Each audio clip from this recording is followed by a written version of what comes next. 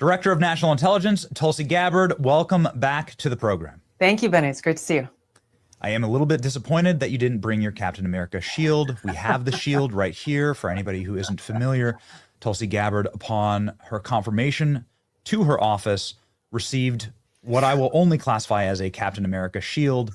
Does that hang in your office? No, it hangs somewhere in my building. I have yet to find it, honestly. Okay. They didn't let me take it away. Okay.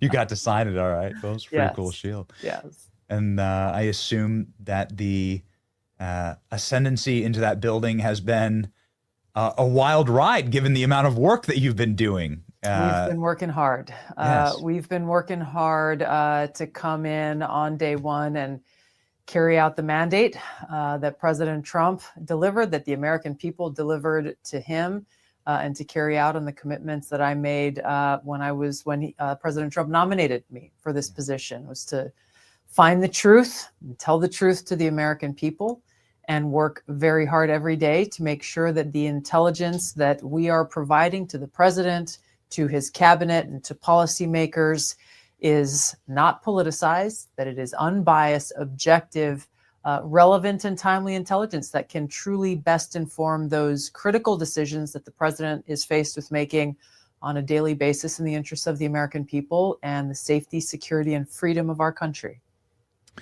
Well, Director, it seems like you've begun a trend, because now with some of the disclosures and declassifications from your office, there are other offices who are making some pretty shocking announcements. Like, for instance, Director Patel made the announcement that they found thousands of Russiagate documents in a burn bag. This happened over the last 24 hours, locked in a secret skiff hidden deep within the bowels of the FBI. So now you have other directors looking in their departments and finding this kind of shocking. I wonder your reaction to this news. I wish I could say I was surprised by it, but when people hear the term deep state and you hear about things like this, these are the actions that have been and are being taken to try to hide the truth away from us, and really to hide the truth away from the American people. And really, this is why time is of the essence for us to be able to find these documents. And this is kind of a daily frustration, to be honest, because I think, from the outside looking in, people say, hey, why can't you as director just say, give me all of the documents on this topic from across the intelligence community? I wish it were that easy, and I do send those directives out. But you have examples just like the one Director Patel uncovered, where you have highly classified documents hidden away in a burn bag intended for destruction. Thankfully, somebody forgot to actually destroy those documents so that he was able to discover them. But there are a lot of different methods and tactics that, unfortunately, bad actors within the intelligence community use to try to hide the truth, because they're afraid that if the truth is revealed, either they or their friends or their benefactors will be exposed for doing some of the things that we exposed to the American people over the last couple of weeks, truly politicizing and weaponizing intelligence, knowingly creating false intelligence assessments in order to have a very specific outcome that, in the case of President Trump and the 2016 election, has the effect of undermining our democratic republic, and creating a fake intelligence assessment based on discredited information, pieces of very shoddy so-called intelligence that were not acceptable under the intelligence community's tradecraft standards, but they were used to create this fake intelligence assessment that was used as the foundation for everything that came after President Trump's election by the American people in 2016, launching essentially what was a years-long coup. Director, could you elucidate for us who are not potentially familiar with what a burn bag is? Why would you keep documents in one? What is the intended purpose of a burn bag? I have, for example, classified intelligence that comes across my desk every day. These are different intelligence reports that are being generated from across the intelligence community. Sometimes the best way to deal with these documents after I've read them, of course, I don't have the only copy, is to put them in a burn bag in order to make sure that they don't end up in the wrong hands, either intentionally or unintentionally. So I have a bag next to my desk that is a burn bag. This is common in many of the offices of those who work in the national security space or perhaps in the White House. But it's about securing intelligence and making sure that it goes to its intended recipient, not the janitor who comes in to empty the trash, for example. But for these highly classified documents to be placed in a burn bag within the FBI, where apparently they're, at least at this point, I'm not aware of other copies of those documents existing. This is where we have, to me, what appear to be signs of very clear malintent to try to cover up, again, bad actors within the intelligence community. And in this case, we're talking about the at least one of the annexes to the Durham report that, once released, will reveal brand new information about the FBI's culpability under James Comey, as well as its connection to Hillary Clinton and her actions in the 2016 campaign. Yes, the way that this has been framed for those who have been doing the best reporting on it, like John Solomon, for instance, is that this Durham annex will show that the Hillary Clinton campaign colluded with and networked with Russian spies through the Steele dossier in order to get Russian disinformation to be merchandised by our own intel agencies, to be whitewashed through the FBI, and that the FBI knew that they were doing this. They were complicit in it, and they were co-conspirators in this. But I, of course, haven't seen the documents, and very, very few people have, as they are highly classified. Could you preview what we're going to learn in this Durham annex? I won't get into the details now. The document is still going through declassification process. It'll speak for itself once it's released to the public. But I think, again, many of the things that you're talking about won't sound like new information. But what documents like this do is actually provide the evidence of what led to the results that we know very commonly as the Steele dossier. Again, something that the FBI knew long before the 2016 election was a discredited document that was created from a political motivation to try to hurt Donald Trump in his candidacy. The fact that this document, the Steele dossier, was knowingly used as a quote unquote source in this January 2017 intelligence assessment that President Obama ordered then his DNI James Clapper to produce, along with then former CIA Director John Brennan, is astounding from anyone who's looking at this, even from outside the intelligence community. That you would have these people in charge of our national intelligence enterprise knowingly, willingly, and demanding that this Steele dossier be used as a credible source in this intelligence assessment, and then going and shopping around this intelligence assessment to Congress, to the American people, not only as an assessment, but stating, as John Brennan and James Clapper did, that this assessment, they had high confidence. They had high confidence in this assessment. And that's a technical term within the intelligence community. It's as close of a categorization of assessment that you could say with near certainty. Things are never certain until they are very real and have actually happened. So within the intelligence community, it's the highest bar that is very difficult to reach for any intelligence professional to make an assessment with high confidence.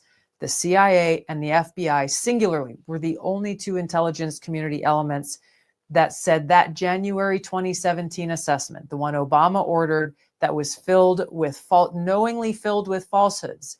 Brennan and Clapper shared that document and its assessment with high confidence. When we talk about accountability, these are the things that we are talking about. There were no accidents here. All of this was done intentionally and willfully, creating a false, an intelligence assessment filled with falsehoods, specifically to sell a lie to the American people, to delegitimize the 2016 election, to delegitimize President Trump and his administration, and use this document as the so-called evidence for everything that would come after, from congressional impeachments to years-long investigations to harassment, investigation and smears against the president and his family, senior officials, some having to serve time in jail. The list goes on and on. And this is where I think it's important, Benny, to just remind people about the seriousness of these implications and how it has to do not with Democrats or Republicans, but with every American, and our ability to have faith in the integrity of our elections, and that there will be a peaceful transition of power, peaceful transfer of power. Once the American people's voices are heard in an election, as they were in 2016 with President Trump, President Obama should have said, the people have spoken, we will prepare for this transition. That didn't happen in 2016. Instead, they were unhappy that President Trump got elected and began this process of creating a manufactured intelligence assessment filled with falsehoods, specifically to undermine and legitimize President Trump's presidency. Director, you've called these actions treasonous. Stephen Miller has called them seditious conspiracy. If you lay out the fact pattern, specifically given the Durham annex and what we've heard reported is going to be in that, you'll find that Christopher Steele was working for sanctioned Russian oligarchs, that many of his sources were Russian spies. This is a document of foreign interference, and that is definitionally treason. They were using foreign agents in order to affect and undermine our election. It just isn't the narrative that Donald Trump was doing that. That's been pushed on us for years. It was the opposite, correct? It was actually Hillary Clinton and the establishment at the FBI using foreign intelligence in a treasonous act against our own government. Am I getting that correctly? You are, yes. And the interesting thing here is, again, I want to point back to the documents we released, because people can go and read for themselves. Go to odni.gov. There you can click through. You can read the documents for themselves. This is not my view or my opinion or my interpretation. Go and read the documents yourself. Look at the emails that were sent from James Clapper's assistant out to the intelligence community, communicating that this assessment will be created per the president's direction. Read the documents for yourself. And then you can see, as you go through the documents, how in the months leading up to the election, the intelligence community consistently assessed that Russia had neither the intent nor the capability to be able to influence or swing the election for Donald Trump. And that's a critical statement there, because in the assessment that President Obama ordered, and you'll again see in the documents with great detail how he wanted an assessment that delivered intelligence that details how Moscow tried to help Trump get elected, not if, but how.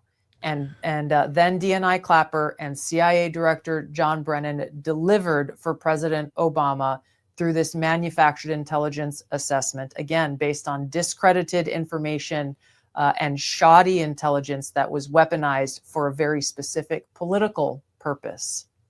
You've mentioned multiple times that you have referred these documents for charging by the DOJ, and there's now a strike force looking into them. What do you expect those charges to be?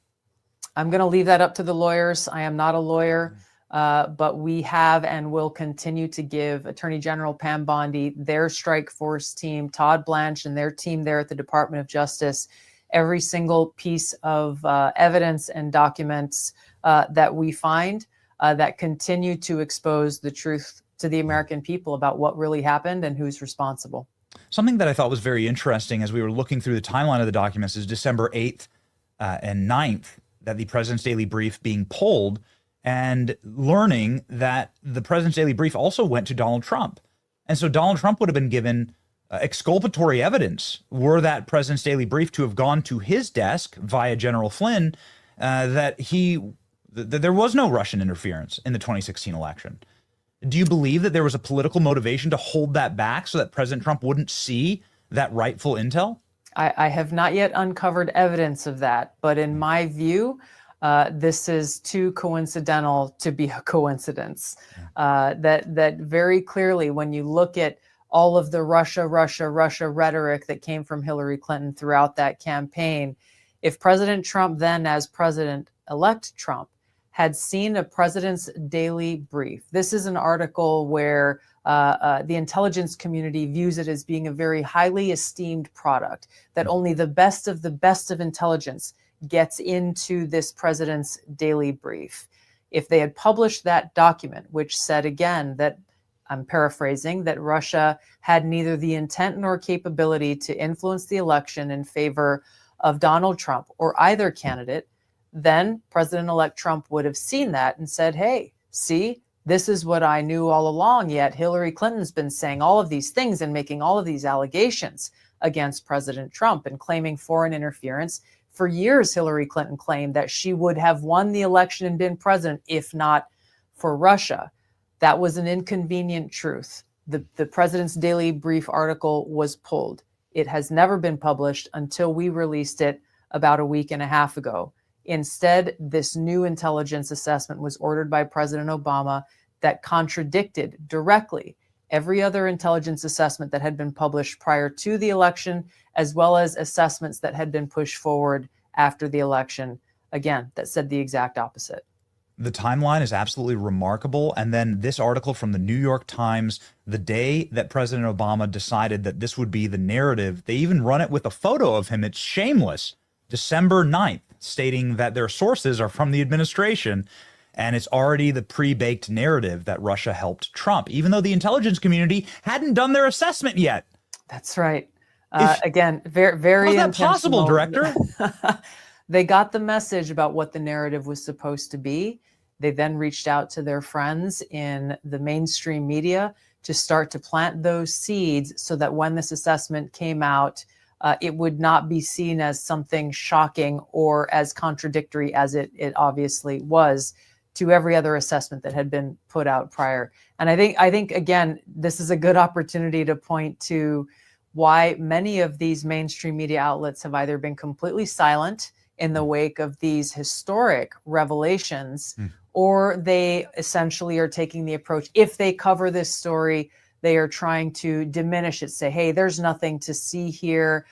This is a play on words, or, these are baseless accusations. They're even trotting out a woman, Susan Miller, who claims to have been the author of this 2017 January intelligence assessment.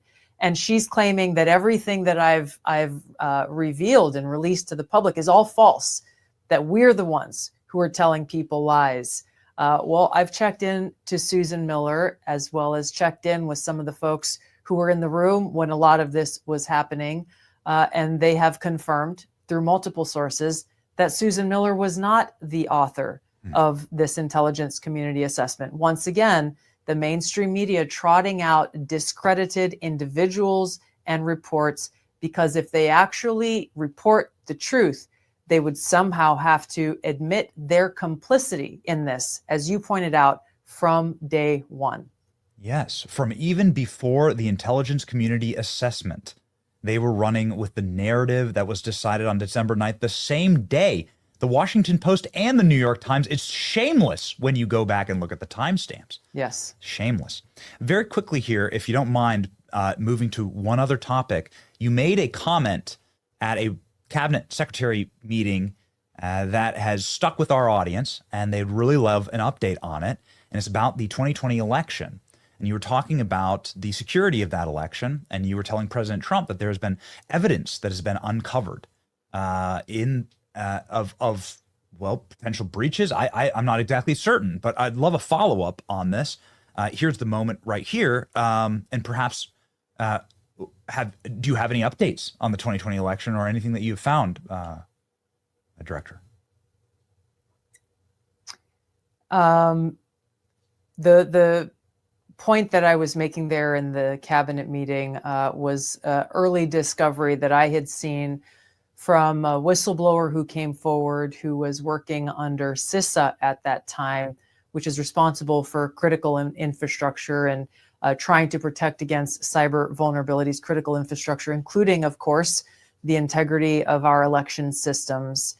And what was interesting was seeing how this whistleblower brought forward information that CISA at that time, the federal government, was aware of vulnerabilities in our election machines, but they chose not to disclose that information to the American people or to the administration at that time.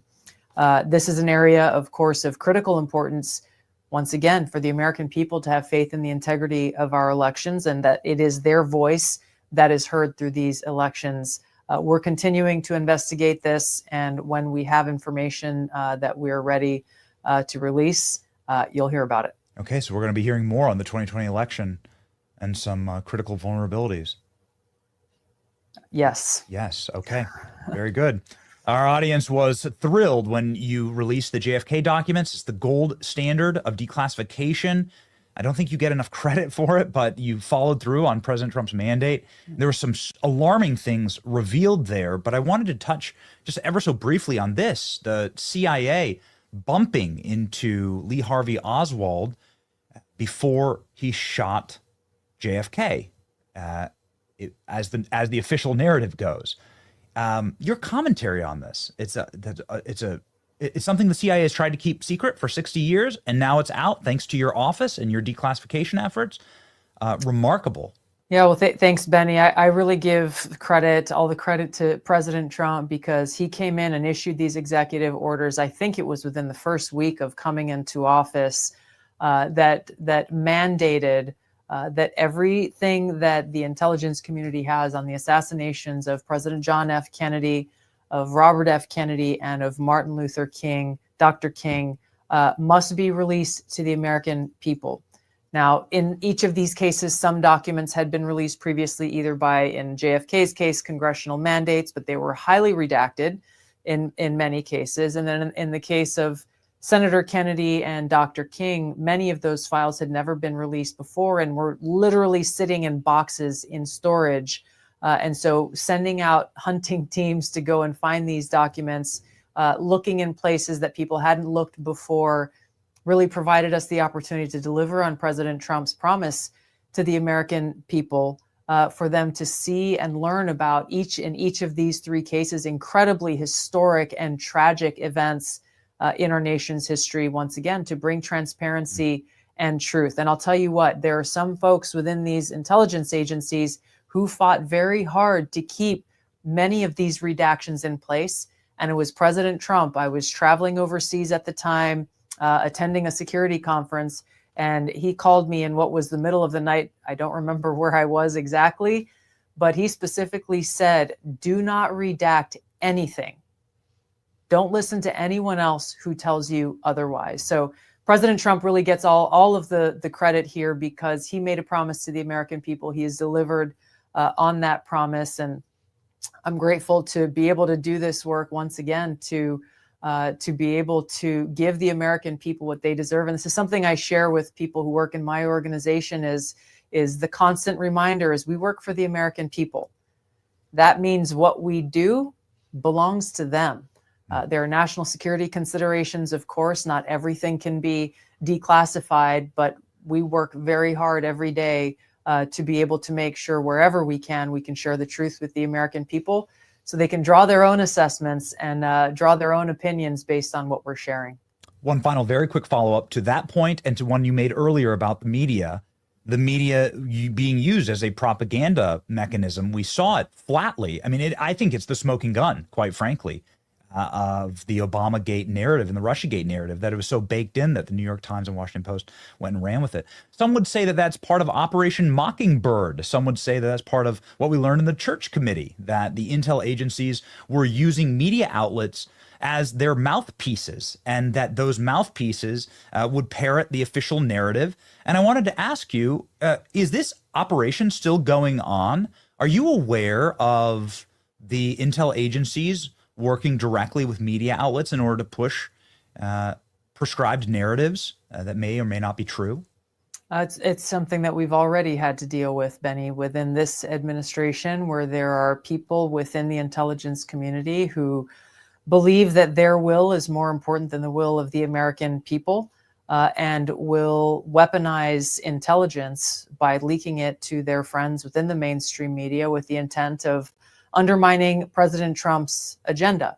It is not one that he hasn't already talked about in every rally and town hall that he did throughout the campaign. I don't even know how many there were, but President Trump is enacting the very thing he promised the American people he would do in this election. So people in the intelligence community, they may agree, they may disagree. That's not the point here. As intelligence professionals, as people who work in the national security space, in the intelligence community, they are required to fulfill their mandate to their oath to the Constitution of the United States and to the President of the United States, who is duly elected by the American people. Those who leak intelligence to their friends in the mainstream media with the intent of undermining the president who was elected by the American people, none of these intelligence professionals were. They are subverting the will of the people and therefore undermining the Constitution. It's wild that you're still having to deal with that. Call it what you will.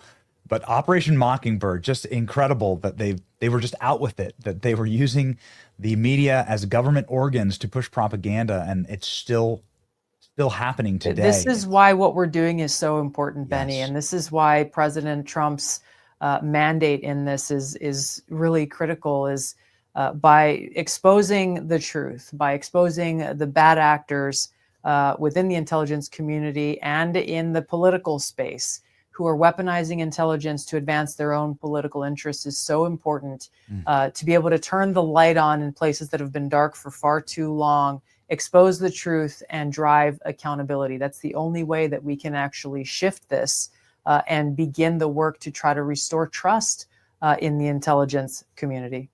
Yes. Anybody who's in a healthy, functional relationship knows that you have to trust the other person first. And so when your office trusts the American people with this information, that's how you actually restore it. And there was much to be restored, and you're doing just God's work. Truly, everybody must follow Tulsi. You most likely already do. But 750,000 people do right here. DNI Tulsi Gabbard, with a cool photo of her inside of a Apache right there. And Godspeed. I cannot thank you enough on behalf of our audience for attempting to restore that trust and being, frankly, the gold standard in the Trump administration for delivering. Thanks for all that you do and all that you are focused on a daily basis to help emphasize the truth and help with the messaging that is focused on the most important things, which is our country and the American people and our Constitution. Salt and light. Salt and That's light. The truth. Thank you, Director. Thanks, Benny. Good to see you.